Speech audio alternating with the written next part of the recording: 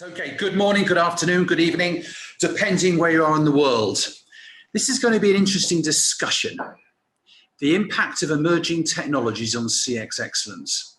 Before we get into it, I'd like to introduce our panel. Our first panelist is a global award-winning keynote speaker, digital transformation expert, smart city specialist and travel consultant. She's a senior executive digital transformation and e-transformation team in the Ministry of Transport. And she's also a director of the Building Capacity and Awareness in a smart city program, member of many committees in Oman and overseas, as well as in the UN standards evaluation internal committees and the UN ESCWA-ICT program in Beirut as well. Ladies and gentlemen, please put your hands together to give a very warm welcome to the very accomplished Mrs. Laila Hadhrami. Our second panelist. Hi, good to see you. Good to see you. Our second panelist is a head of experience, not customer experience. This gentleman is now the head of experience. He'll probably say a few words when he gets into it. At Mobily, one of the major telecoms providers in Saudi Arabia. He's very well known in the region and a very well known thought leader in the customer centricity agenda. He's an author. He's got extensive business expertise of more than 20 years in leading roles in customer experience, marketing, process re-engineering, digital transformation. He also speaks extensively around the region, and he's well known. Some of you will know him as the CX master. I'm really delighted to introduce Mr. Hany Mokhtar. Hello. Hi. Our third panelist. Now, I can only describe this gentleman as a modern-day polymath. He's a founder, chief strategist for social networking and business platform, but he's also a chief technology officer for the Glory Think Group, a pioneer in the learning technology space. Learning and making the best use of new knowledge is right at the center of his driving beliefs. Everybody, please give a very warm welcome to Ramy AlDamati. Our fourth, but by no least, hi Ramy. Our fourth panelist, extremely well known in the customer experience space. He's a founder and CEO of the company Beyond Philosophy. He's been recognized as one of the world's top 150 business influencers. He's an author, not of one or two, but no less 7 books. He's a podcast host. He's a change experience and change expert. Now, this is what I like about this gentleman. He walks what he talks. One of his clients, Maersk Line, the world's largest shipping container company, improved their net promoter score by 40 points in 30 months. That's roughly 10% in shipping volumes. That is one, I can only use the right words, I can't use this word, a lot of achievement. Ladies and gentlemen, could you please welcome to the virtual stage, Mr. Colin Shaw. Hi, everybody. Hi, Colin. Right, we're going to get into it. I think it'd be safe to say that I have not given the panelists very much advanced knowledge on anything in terms of the questions. I thought it would be a lot more fun to leave them in the dark and let them to answer in the moment. It's potentially a little bit more fun. But I think we can say we live in in a world where technologies accelerate at an incredible rate. Did you know that last year, almost 400,000 new patents were granted alone? I remember when I was a child, I remember as a kid, maybe 7, maybe 8 years old, my grandfather said 2 things to me. He said to me, first thing, everybody has their price. Didn't really know how to process that. I was only 7 years old. But the second thing had a little bit more meaning, and it had more meaning as I got older. He says the technology is going to be the making of us or going to be the breaking of us. I just hope it's the former. He's a very dramatic man, my grandfather. When he was born, he's only about 5 years after, we could fly 200 meters.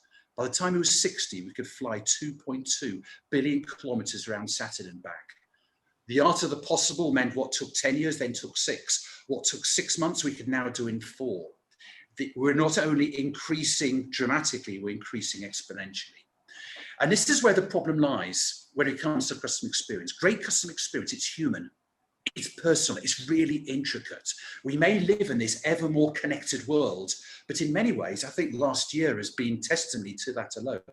It actually feels a little bit more connected.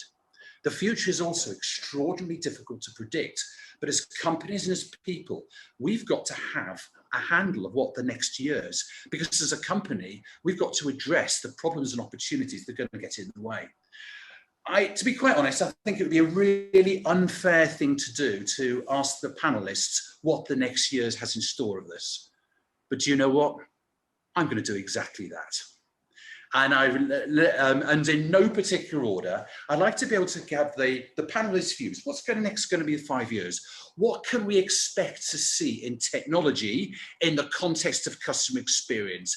It's not about getting this right, it's getting a view from where we are today. And it's probably not a cheaper, faster extrapolation of where we're already. Colin Shaw, would you like to comment, sir? Yeah, I just, if you wait 1 minute, I'm just going to get my crystal ball and then I'll be able to answer maybe your question. I think for me, the key here is that whilst, I love technology, and whilst technology is absolutely going to enhance the customer experience, what hasn't changed is the human being and human nature. And therefore, the danger is, I think, that we put technology first and not the customer's experience. So where do I think it's going to be over the next 5 years? I'll give you an example. Yesterday, I looked at my Alexa device and it was yellow, which basically means there's a notification on it.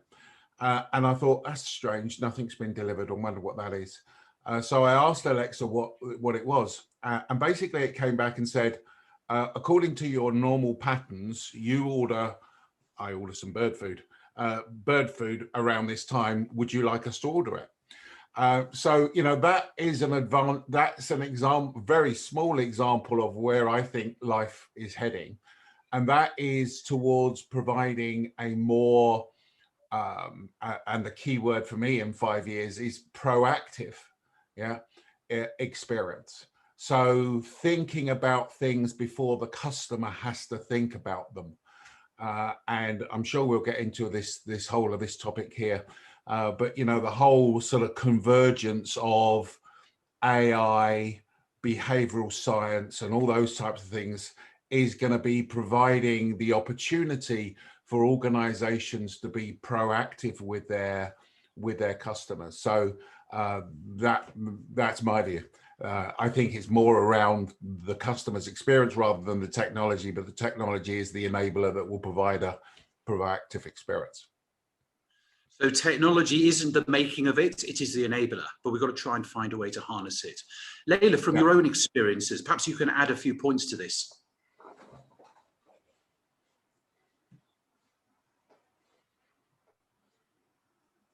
Laila, are you there? Oh, sorry, I didn't, hear you, calling my name. No problems. No worries at all. Okay, let me share with you, a story that happened to me, like a few minutes ago before coming and joining this session, because I just returned back home and I immediately joined the session because I went to take my vaccine. So the good thing about it, I saw many people when I went to take my vaccine.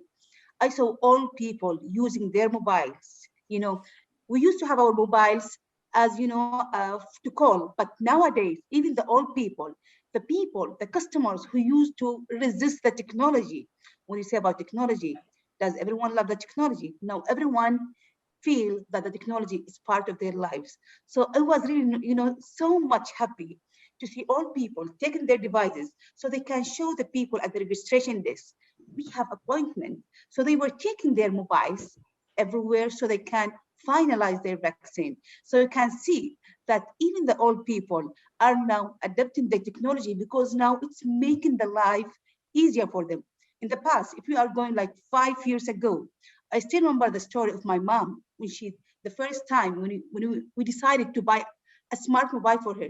She said, I don't want technology. I don't want any mobile. For them, the technology is disturbing their life. The technology is really bad for them. But we have sometimes to shock the customers, because sometimes the customers, they feel afraid of using anything new. And I'm sure that Colin, as he's expert on the change, he will agree with me that when it comes to anything new, and imagine it is like a technology service, they will immediately, get panic of it because they don't want to try anything new. So they will resist it. But sometimes you have to shock them so they can be able to experience using that service, so they will be able to get familiar with it. So that's what happened with mom, for example. Few years back ago, when the smart mobile started, she said, I don't want it. As soon as she got her mobile, she started, navigating the mobile. Every time she's trying, for example, she said, I need to search about this. And I told her, you can't do it by yourself. You know how to read, you know how to write that by yourself. Then she started learning. So imagine how the technology now is becoming as a learning tool for anyone, whether they are old or kids. So this is the good thing about the technology. Technology is making the life of people is very easy. So this is what I could add, at the beginning of this event, that technology, it's a must. And we should all work on it so it can make the lives of everyone flexible and easy. And my mom, she took her vaccine immediately. As soon as she took her vaccine, she got, in the mobile app that we use here in Oman, that she already got it and she's eligible to travel. And she was telling me, I can travel before you. So you can see now how technology is making everyone not just, feeling comfortable, but also feeling happy. Great. Ramy, I'd like to bring you in here. There were some very, very interesting points made about learning and education. One of the challenges we have is that our learning world is not necessarily accelerating as quickly as our business world is.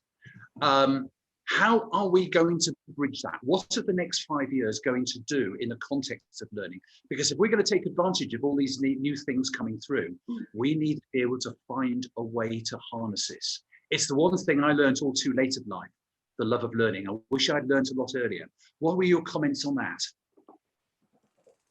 Thank you so much. Yeah, actually, learning is a key factor from the customer experience because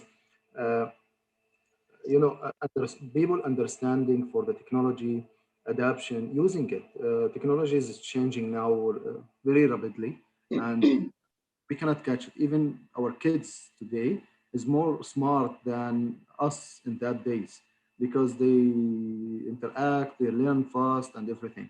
So once the people start learn the advantage of this technology, use it, and even the technology, it is a part of the data-driven concept. Whatever data I have, whatever information I have, whatever details I know about the customer, it is the result that I can give it for better experience for him. So adapting the technology, increasing the awareness, the online training experience, also it's part of the new tradition now. But previously, we was when you mention someone, I take this course or this master degree online, they mention, okay, this is not good, or they don't, let's say they don't believe in it much faster. But in these days, once the situation change, the equation change, everyone go to online meeting, online engagement, everything is locked down and you cannot do anything except online. The belief start to change, the experience it starts to change, the mindset itself. So our role as educators, as experts, even as a cybersecurity experts or customer experience people, mainly to increase this requirement, to increase, the awareness, to increase the awareness about this requirement, about the acceptance, make the life easy, educated more. Data is the oil of the internet itself. So we need to be careful about data, but we need to utilize this data in enhancing the engagement and go much better. Let's say the data-driven part itself, or when I share my information, I need to be aware what type of information I share and why I have to share this information, which will help me in the application. It will help me in, let's say, in my experience with this interaction As Ms. Laila mentioned, the experience changed from old people, even from catching the mobile. After practicing the mobile, they found that the life is much easier. It's accessible. We can reach everywhere. So this is something, yes, it is something need more attention. Social media is the standard customer service tools now. We cannot ignore it anymore. So this is mainly is a standard part of the life. So educating people how to use it correctly, how to share the information securely, not all the data is correct over the internet. There is a lot of tools, a lot of news do the part of, let's say, usage of this data like Facebook, Twitter, or another application. They are customize your experience when you do shopping, when you do, or even using the AI part itself. So we have to consider this part in our education ecosystem, from schools up to the universities. We don't need to be waiting until we reach to the university, because the school is part of the education part, I believe. So I believe it is a must to start educating people about how to engage, how to interact, and how to use their data in order to get better, safer, and enhanced services from other application or other services that you're using. Okay. Thank you very much. Hany, I'd like to perhaps just turn this a little bit and look at some examples of this in different industries. And I look at what you're doing in telecommunications. It wasn't that long ago where telecoms, I mean, the big differentiators, there were heavy investment in infrastructure. I know some of the biggest telecoms companies in the world. Even those that are on paper are succeeding. Their infrastructure is creaking. The underlying infrastructure can barely stand. And then it was all about availability, then data. But the telecoms world is getting more and more competitive. And we're going to find people coming in, people coming out. Is technology the big differentiator for the telecoms industry moving forth?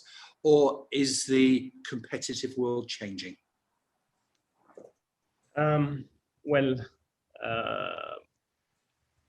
me get into our discussion some customer insights. I would love always to be in the shoes of the customer, and so from one angle, the customer is looking for functional delivery, so better network, better speed, reliability, etc. So because during the lockdown in particular, it was not a joke. There is nothing except internet. So internet was #1 need for everybody in this entire world, for connectivity, for studying, for working, for getting to meet your doctor, etc. So connectivity, speed, and reliability, these were from a functional angle, these were very critical. And how do you deal with these requirements from a customer point of view, not from the typical legacy KPI 99.999 network availability? That was not the thing, because you can say, we all know in the telecom world, I can tell you 99.999 availability, while one huge district is already has no network availability. So this is from one angle. However, if we add the human dimension to the equation, there are emotions. So I'll take you from the very extreme to the other extreme. So functional requirements that requires working on the infrastructure, network, etc. On the other side, I'll take you to the very North Pole. Emotions. How do you deal with these customers when they call your call center, when they chat with you over the chat, your chat tools, whatever it is, when they talk to your contact center, when they make an order and you make the delivery to their houses? How do you deal with their emotions when they are frustrated because they are under stress and under pressure? The entire world was under stress and pressure and fear. So that's the type of experience that you need to manage. It's not only managing technology that kept on happening, before, and will continue to happen, fulfilling a roadmap and agendas of, technology providers. How do you deal with the customer emotions as a prime factor of delivering the experience? You made a very interesting comment there about the whole context of emotion. Yep. And more, as human beings, we're taught, our education, our development, our EQ every single day is based around when we're interacting people where we understand emotion, we can read emotion, we react to emotion. Are we in a world where technology can start to measure emotion and react to it in a sustainable, reasonable, usable manner? Colin, what do you think? Yes. So let me give you a couple of examples. So you could measure customers' emotions through facial expression. You can measure customer emotions by sitting them down and just through the cameras, finding out which micro expressions are going up and going down, okay? You can measure customer, you know, if I was to turn around to you and say, think about feeling cared for, think about, you know, when was the last time you as an individual felt cared for? And, you know, what are the attributes of that feeling cared for? Well, typically what you get as an answer would be that people think that, you know, if they're making, if they're spending time with an individual, if that individual's listening to them, then, you know, that means they feel cared for. Can you measure those things? Yeah, you can measure those things. You can measure the amount of time that customers listen to you. You're listening to customers, but I think it goes a bit deeper than that. And the deeper bit for me is that customers, so I started writing about emotions back in 2002, okay, when I wrote my first book. The question for me is two really key questions. One is, what emotion are you trying to evoke in your customers? Okay. So, you know, everybody think of their organization. Do you know the answer to that? What's the emotion that you're trying to evoke in your customers? And what emotions drive most value for you? So if you define value as being an increase in customer satisfaction, you know, increase in customer loyalty, retention, whatever it may be. So whatever you get as an organization, which emotion drives most value for you? And what you discover is that most organizations, in my experience, don't know the answer to those questions. And yet human behavior is absolutely driven by emotions. And then you get down into some of that subconscious layer of going, well, here's an interesting question of, well, how are emotions formed? So as Hany just mentioned, you know, there's definitely stuff around, and I spent 18 years in telecoms. You know, there's stuff around connectivity, speed of response, etc. You know, when those go, I get annoyed, yeah, and then I'm going to contact the contact center. But at a subconscious level, what's actually happening? And that's where you start to get into that whole area of behavioral science and understand that actually customers, we are not logical animals. We like to think that we make logical choices, but human beings are not logical. And understanding some of what's happening at that behavioral science level then makes you realize that, oh, well, that's happening. This emotion is being caused by these things happening at this level. And what you also realize, sorry to go on, is that what customers tell you and what they do can be different things. So Disney know when they ask their customers what they want to eat at a theme park, Disney know people say they'd like to have an option of a salad. Disney also know that people don't buy salads at theme parks, they buy hot dogs and hamburgers. So a customer may tell you something, but what they mean and what is actually driving value can be different things. But emotion for me is absolutely at the core of all of that. Yeah, I absolutely tend to agree, and we're getting into, so I mean, we can measure emotional responses in the context of, you know, how do you feel, good, bad, or indifferent. We've been doing that for years, but we're now getting into this slightly more intricate area, because our body does have physiological responses in temperature, the moisture levels in our skin, increase in heart rate, increase in respiration. Colin very, very accurate also mentioned the fact that your eyes behavior changes. Anybody who does any work in neurolinguistic programming will understand how eye movements change, and it is used to portray people's thinking patterns and whether they're using a construct or they're actually dealing back into historical information. So the techniques are most definitely there. Laila, we're getting towards a little bit of a boundary in there, because whilst we can measure at a very gross level, we haven't got this to an art. God, I have to be so careful because I'll get people biting my head off when I refer to it as putting some science around the art.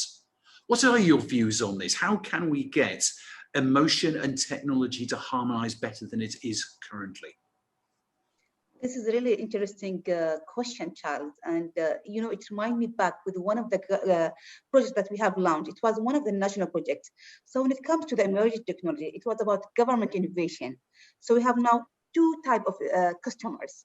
We have the ones that are going to work on the technology and the people who are going to use this technology. So my concern is mostly with the first type, because we are working closely with them.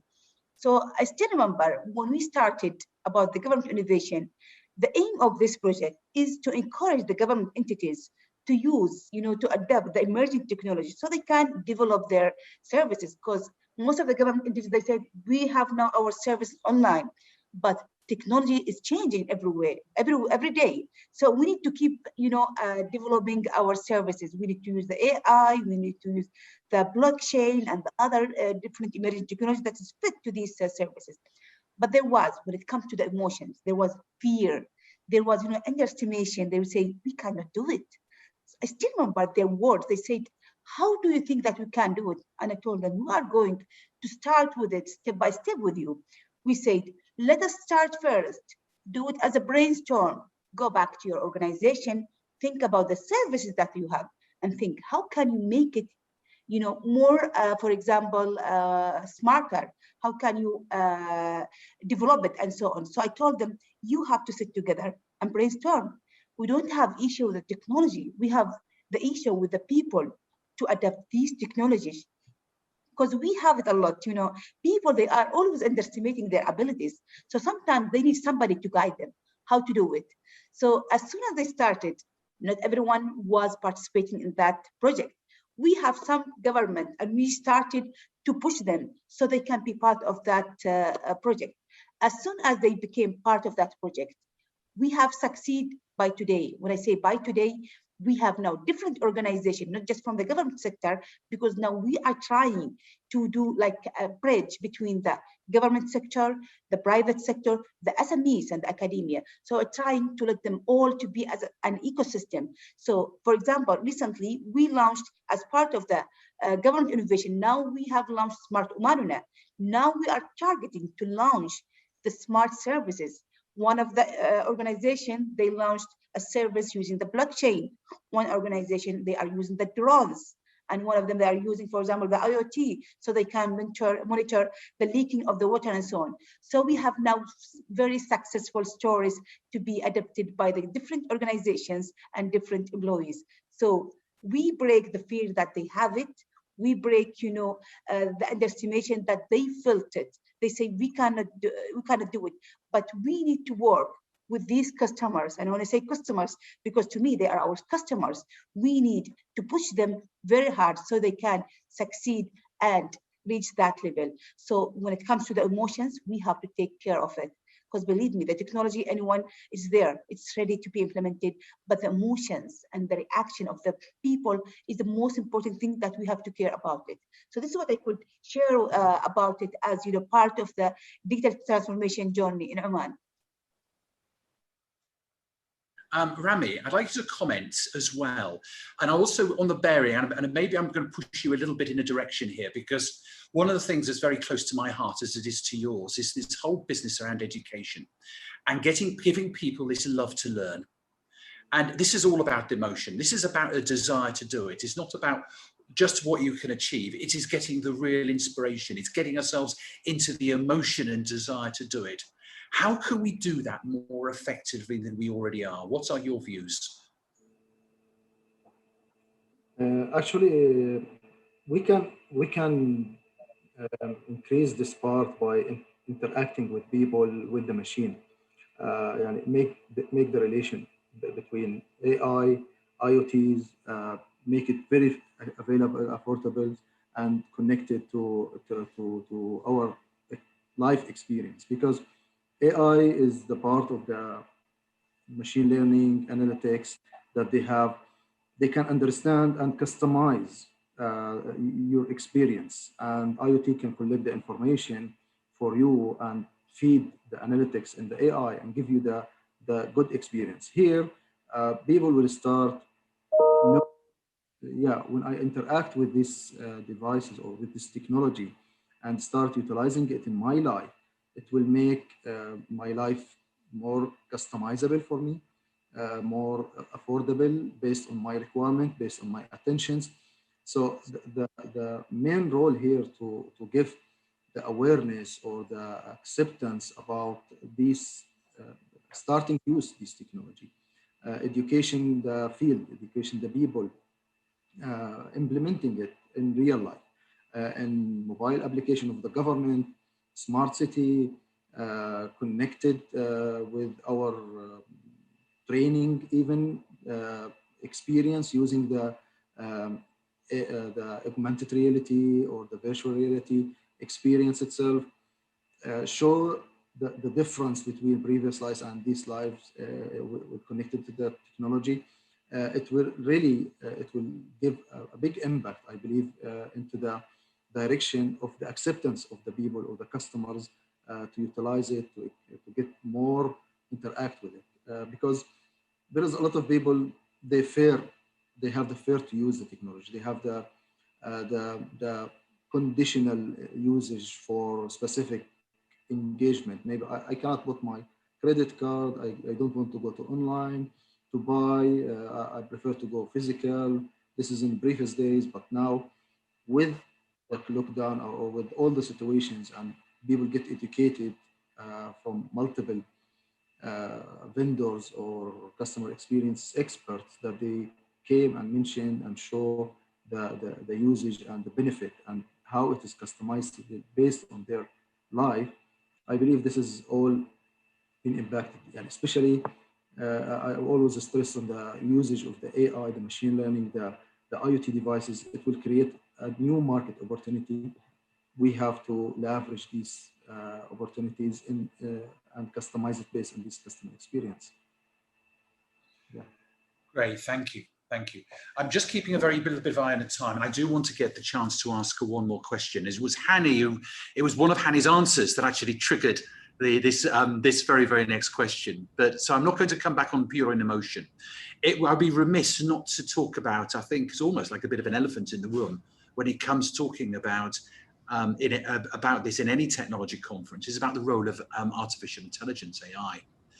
And one of the things that, and this is across the GCC, I'm basically calling you here from in Saudi Arabia, but I spent an awful lot of time in Dubai last year and Abu Dhabi. One of the things that I am finding is when you're asking about the role of AI, depending on who you're talking to, I'm getting almost 3 levels of equal response. I'm getting people who say, not really, doesn't really, in the context of customer experience, it's not having that much impact. I don't really see that it has that much impact moving forward over the next 1 to 2 years. The reason is customer experience is personal. It should be people dealing with people. AI is purely being brought in as a cost play. And there's other people who are saying, no, that is strictly, absolutely not true. It is the future. It is going to be the basis of giving us insights, approaches. It's going to be replacing people for pretty well everything we do. You know, are we in the world that effectively we're going to have quantum computers that are going to outperform anything that we could traditionally do within not very, very, very long? And there's other people who say, do you know what? It's there. It's useful. We've got to think about it. Not sure how. It's probably going to be sitting in the contact center. So somewhat. Can we have a bit of clarification? Is this true? They can't all be true. What's the situation here? What should we be thinking about in the context of AI? Let's talk, let's narrow the timing a little bit. Let's talk about what we should be thinking about. How important is it to companies this next year? Colin, what are your views, sir? I think it is a question of timescale, as you're just talking about. And here's my worry. My worry is that people think of AI as being the cost saving, a method of cost saving. And if I was to predict what's going to happen, that will be it, because a lot of businesses are still run by, accountants, basically. And therefore, for me, if you extended that period of time, then I would definitely be going, AI is the future of where things sit. And why do I say that? I think there's a couple of important things here that we haven't talked about, which I'd like to share. One is that when and I'm going to try to draw some strands together here. One is when you start to think about where you were just talking about with emotion, okay? Customer loyalty, which is what everyone strives for, is based around an emotion. Yeah? You can't be, when you truly talk about customer loyalty, that is an emotional attachment to somebody, and therefore emotions have become key. The other part that we haven't really talked about here is the importance of memory in a customer experience, and I will come back to the AI question, Charles. So don't go for it. So in memory of a customer experience, okay. So memory, if you think about it, you can't have somebody who's loyal to your organization unless they've experienced it in the past. So memories are important. So what do we tend to remember? We tend to remember the things that are most emotional, going back to your first question. So now, with that sort of in mind, think of AI and think of being able to predict what is going to happen. AI, for me, will be able to be set up to predict how a customer is going to feel, and is then going to be able to sort of warn the agent or predict what the customer's next moves are going to be. Therefore, you're going to have efficiencies and everything else in place. And we'll be able to predict what the customer is going to do. And therefore, that's where the proactivity comes in, because you can start to enhance the experience because you can be proactive. The key is two keys. One is you have to understand how your customers are feeling to be able to feed that information into AI. And my big worry is that most organizations do not collect any form of emotional data. And the other key thing for me is you need to define the parts of your experience that drive most value. And here's the danger. What organizations do, particularly over the next year, is they go headlong into implementation of AI, just like they've done with the digital transformation, and they automate the things that drive most value, that human contact. Okay, so there are parts of your experience that you don't want to automate, because if you automate them, you're going to end up losing a lot of value. So consequently, it's pulling those things together. It's the emotional part, it's getting that data into AI. It's not just focusing on AI from a cost perspective, but using that information to be able to predict where customers are going to be, and then provide a proactive experience of the things that the things that drive value. So bit of a long, convoluted way of answering your question. The danger for me over the next year is everyone just focus on driving down costs, and they automate the things that they shouldn't be automating. And I absolutely get that, because that's usually where the way that companies start, value outcomes a company. Let's get our revenues up, get our costs down. How can we get our costs down? It's about people. But you've opened up something which is actually a lot larger, because actually what you've done, you've placed it into 3 or 4 boxes, which is quite interesting. You've got a loyalty box and a memory box, and the ability to bring in a predictor for that. That's really important. You brought into this area of thinking about being able to get feelings and emotions within it. But ultimately, it's not just the emotions, it's also the value that we're trying to create. So actually, AI is potentially absolutely huge, not as a cost reducer or a people replacer, but actually as a massive, massive value add. In other words, I'm not going to put words in your mouth, we should be thinking about these things very, very hard. Laila, can you add to this? Definitely, because I loved this example when we speak about the AI. Let me get to a very close example. When it comes to the social media, all of us who are using these social media, how the big companies are using the AI so they can satisfy the customer experience, or let us say how they use the AI so they can attract more people to come and stay longer, because the longer they are staying, they they succeed in increasing their sales, because the more they are staying, the more they are showing, for example, some advertisements, paid advertisement, and so on. But how the AI understand, the customers? Because recently I was, sitting next to my sister, and suddenly she was, what is that expression I could say? She felt aggressive. She said, "Why Instagram bringing to me that video?" Because even the people get used now that AI is like now a personal assistant to them. They understand that AI should know what they like, what they don't like. So she was surprised because she loves cooking. Why she's now watching another videos not related to cooking. So you can see how the big companies are the most one that, using the AI so they can increase their sales and satisfy the customers. Because if you make the customers happy, you will guarantee that you are going to let them come back again and stay longer. So this is how it's going to work with the AI when it's come to the big companies. It's becoming something closer to us as our assistants who knows everything about us. So this is what I could add about it. Brilliant, Laila. Thank you so much. We've literally only got 3 or 4 minutes. I want to give 2 minutes to each. Hany, can you give us actually, I'll go to Ramy next. I'll go to Ramy next, particularly because I do want to hear from his perspective, and then I'll let Hany wrap up. But please, can you do your comments in only 2 minutes, please? About the AI, you mean? Yeah. Yeah, sure.